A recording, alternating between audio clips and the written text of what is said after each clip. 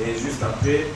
Il s'agit d'un atelier de 2 jours auquel prennent part les victimes des atrocités du phénomène Kamwina Nsapu, des tristes mémoires et d'autres couches. Les travaux qui ont un sens tout particulier, précise Miran Moulumba, coordonnateur de l'association des victimes du Grand Kasaï.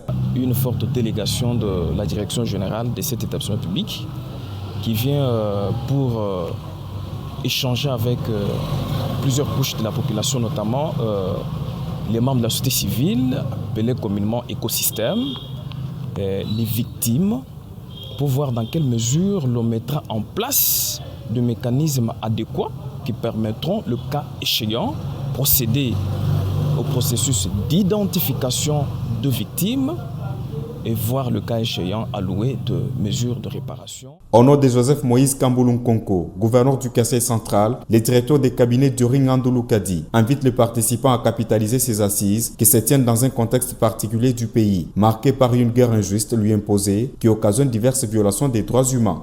La célébration de ces jours constitue pour moi une interpellation.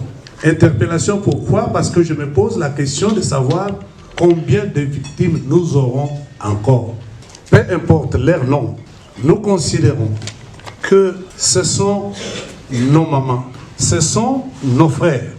Voilà pourquoi, au nom du gouverneur de province empêché, je tiens à remercier les organisateurs. J'invite tous les acteurs de la société civile ici représentés de pouvoir s'approprier cet atelier. Ces assises permettent de consulter les victimes et la société civile du Kasaï central et d'apporter leurs amendements au projet de réparation en cours d'élaboration. Continuer notre